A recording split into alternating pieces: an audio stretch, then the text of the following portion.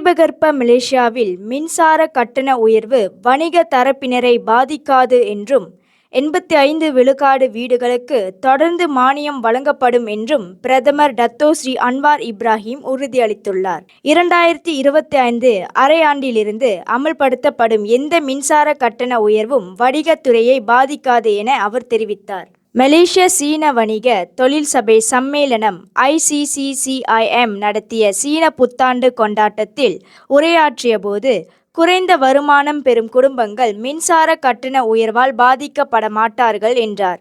தற்போது அரசாங்கம் 85 விழுக்காடு வீடுகளுக்கு மின்சார மானியம் வழங்குகிறது. இது மலேசியாவின் ஊக்குவிப்பு அடிப்படையிலான ஒழுங்குமுறை IBR கட்டமைப்பின் கீழ் நிர்ணயிக்கப்படுகிறது.